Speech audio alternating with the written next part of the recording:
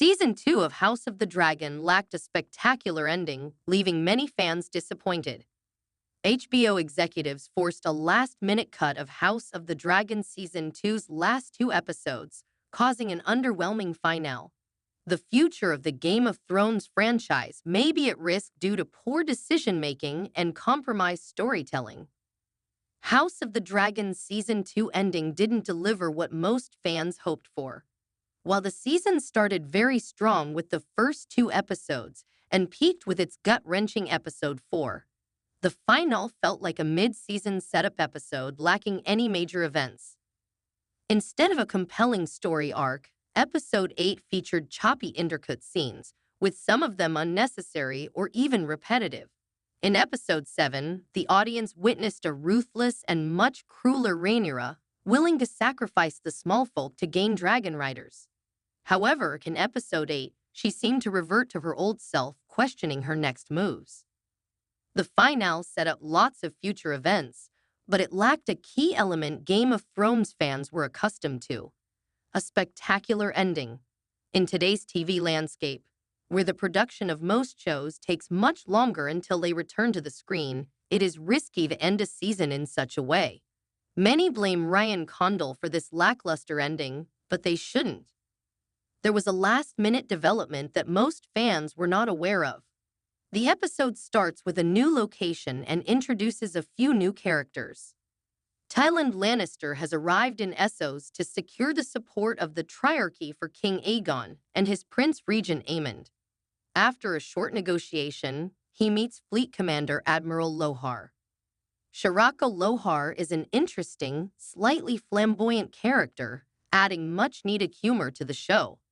But introducing new characters in a finale takes away from the established storyline. It slowed down the pace, and the storyline seemed misplaced. The Triarchy will take center stage in Season 3 and needs a setup, but instead of adding it to the finale, it should have taken place either in Episode 7 or at the beginning of the next season. The pace in the final episode was notably off. Many scenes felt quite clumsy and were utilized to create an artificial speed-up of events.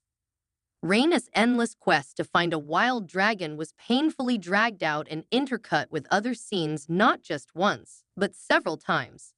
Finally, she comes face to face with Sheepstealer, yet the camera cuts away before she can claim him.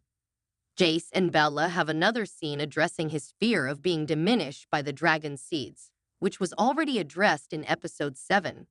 The scene between Rhaenyra and Mysaria was just as redundant as the audience.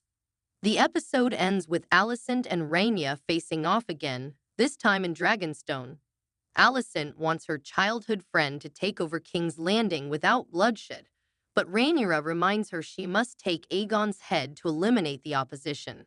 After a long, awkward moment, Alicent agrees reluctantly. This new twist seems a bit contrived and pointless. Alicent does not know that Aegon has left King's Landing after Larys convinces him that it's in his best interest to leave. If Rhaenyra acts on Alicent's suggestion, it will get messy because the Dowager Queen cannot deliver on her promise, and Rhaenyra will feel betrayed. Since Season 1, most mistakes characters made were based on misunderstandings, depriving them of any agency. This scene served as another attempt to get these two characters in the same room, just like in Episode 3. It felt forced and is foreshadowing yet another misunderstanding. A final montage scene wraps up the season. The new dragon riders are preparing for battle, several armies are marching, Corlys and his fleet are at sea, and Tywin Lannister is setting sail with the pirates of Essos. The finale ends with a shot of Rhaenyra in the Dragonstone Library, resembling confinement to duty, and Alicent faces the open water all by herself. Then the screen fades to black. Overall, the episode had some great moments and featured beautiful cinematography. The conclusion of Daemon's character arc was interesting. Rhaenyra's scene in Harrenhal cemented her role as rightful queen, and Alan's speech to Corlys was perfection, yet as a season finale, it didn't deliver on its premise. Since the finale aired on Sunday, Aug 4, countless fans have expressed confusion and dislike on social media and YouTube. Ryan Condal and his writing team seemingly dropped the ball of a once promising franchise that mastered the difficult task of telling a prologue in Season 1 with many time skips. How could it be that the writers had such difficulties writing a compelling finale for Season 2? An insider confirms the stunning truth. Evidence suggests that Condal was not solely responsible. HBO became part of Warner Bros. Discovery about 2 years ago. Apparently, the executives asked Condal to truncate Season 2 by 2 episodes on very short notice. According to Elio Garcia, co-founder of Westeros.org and co-writer of Fire and Blood and the World of Ice and Fire, this request came barely a month before production was scheduled to start filming. Here is an excerpt from Garcia's post on Westeros.org. It was supposed to be a 10-episode season.